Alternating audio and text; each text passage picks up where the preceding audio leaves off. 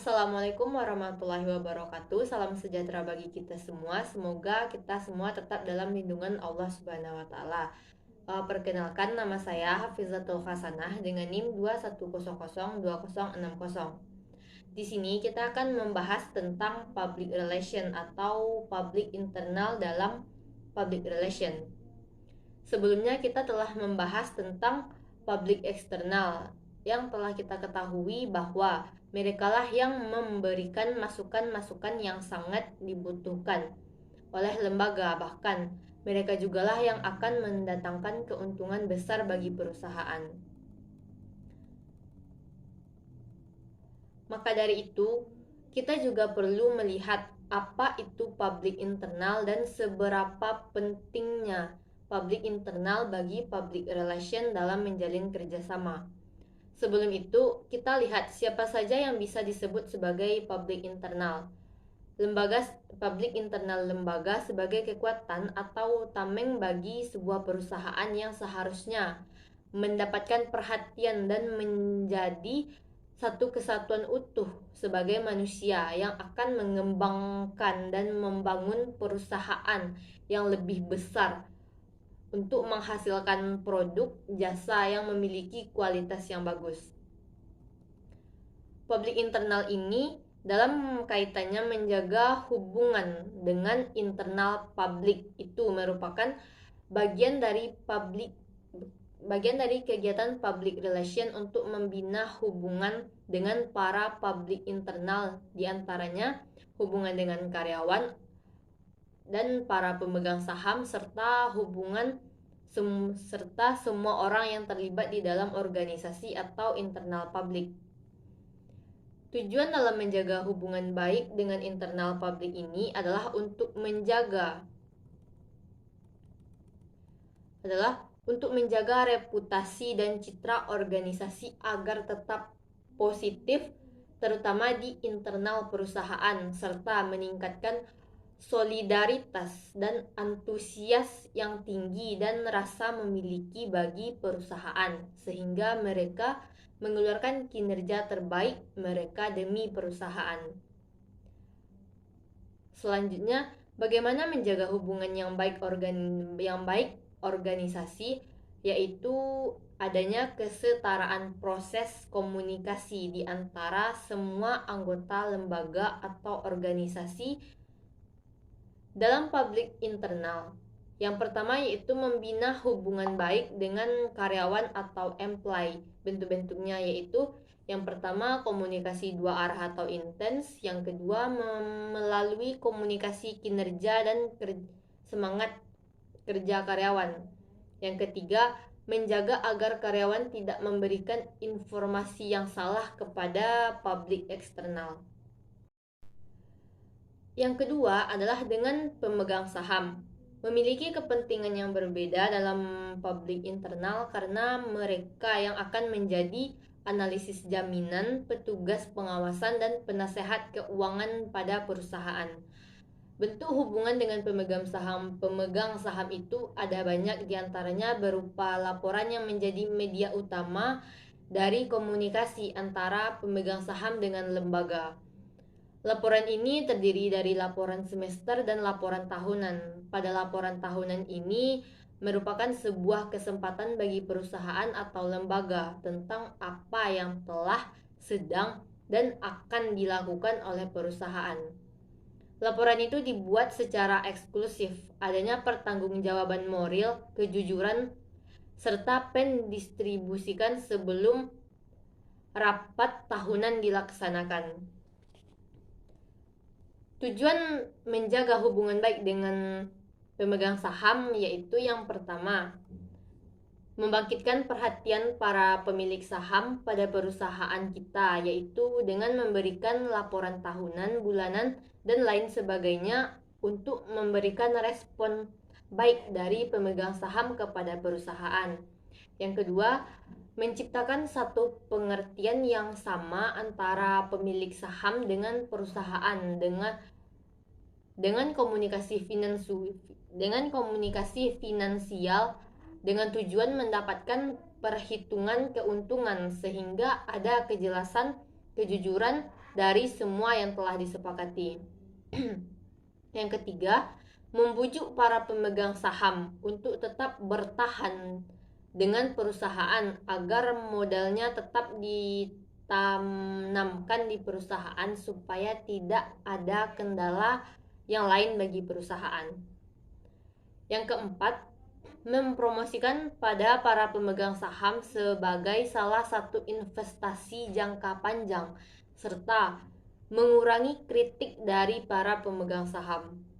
Dan yang terakhir, tujuan yang terakhir yaitu mencoba menjawab semua kritikan dan masukan dari para pemegang saham ketika memberikan catatan-catatan tertentu atas laporan yang telah kita buat. Selanjutnya, tingkat efektivitas dari humas atau PR, praktisi public relation dalam membangun hubungan baik dengan publik internal. Dipengaruhi oleh beberapa hal, yaitu yang pertama adalah keberadaan pimpinan atau manajer dari perusahaan atau lembaga itu dalam berkomunikasi. Jadi, komunikasi manajer, komunikasi pengambil kebijakan, dan komunikasi para praktisi PR yang tidak ahli yang berpengalaman. Namun juga sebenarnya harus didukung oleh sumber daya teknis yang modern dibangun dengan kondisi emosional yang tak hanya komunikasi dua arah tadi yang kita sebut. Yang kedua yaitu dipengaruhi oleh kesadaran sekaligus pengakuan dari pihak manajemen akan nilai dan arti penting komunikasi dengan para pegawai yang para pemegang saham. Jadi harus ada pengakuan dahulu, keyakinan bahwa perusahaan akan sulit berkembang, bahkan akan sulit bertahan ketika produktivitas dari para karyawannya tidak baik. Untuk membuat mereka baik produktivitasnya yaitu dengan membangun hubungan komunikasi yang ideal. Bagaimana setiap orang merasakan bahwa itu adalah perusahaan dia sehingga mereka mau melakukan apapun demi perusahaannya sendiri. Kemudian yang ketiga dipengaruhi juga oleh keterbukaan pihak manajemen. Jadi benar-benar alur yaitu sentral ada di pengambil kebijakan, di pimpinan. Mereka sangat mau terbuka secara periodik menempatkan para karyawan, para pegawai bukan orang rendah yang dipandang ke nomor-nomor sekian, tapi ada satu kesatuan bagaimana mereka dianggap sama, sehingga yang menjadi titik sentralnya adalah membangun kinerja sesuai dengan aturan-aturan yang sudah dibuat bersama dan disepakati bersama termasuk oleh para pegawai sendiri. 3 hal yang sebenarnya cukup mempengaruhi efektivitas dari proses hubungan baik dengan internal publik yang dilakukan oleh praktisi PR-nya, lembaga atau perusahaan. Kemudian kita lihat apa saja media-media yang bisa dimanfaatkan sebagai praktisi PR di sebuah perusahaan dalam rangka menjaga hubungan baik. Yang pertama, yang sudah selalu dilakukan oleh perusahaan manapun sebenarnya adalah jurnal internal. Jurnal internal ini adalah publik atau terbitan yang didistribusikan kepada anggota atau halayak di internal pendukung dari satu organisasi atau lembaga atau perusahaan. Dan jurnal ini sebenarnya diartikan secara luas sebagai bahan-bahan cetakan dan sekarang elektronik juga ada yang diterbitkan secara teratur. Bentuk-bentuknya bisa berupa majalah, koran, majalah dinding, dan sekarang sudah ada elektroniknya. Elektronik majalah, elektronik koran, elektronik majalah dinding, dan semua bisa dimanfaatkan. Sehingga segenap organisasi yang disampaikan kita sudah ada di lembaga. Itu tertulis yang bisa dibaca, dimanfaatkan oleh seluruh karyawan.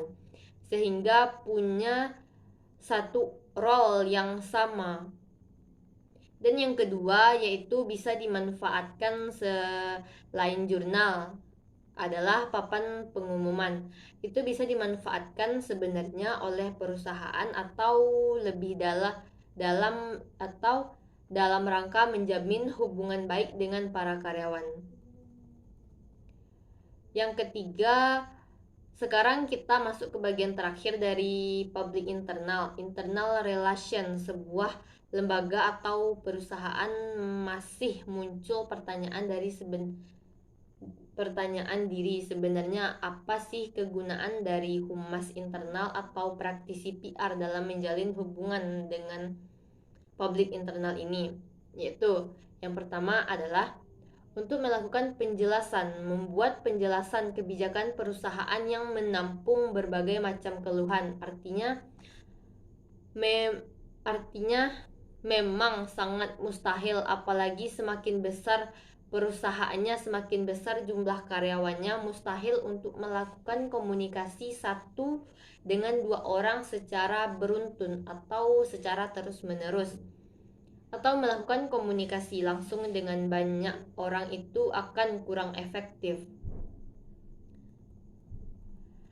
Maka melalui media yang ada di internal itu bisa dimanfaatkan untuk menjelaskan kebijakan perusahaan dan menampung keluhan-keluhan dalam rapat juga bisa dilakukan.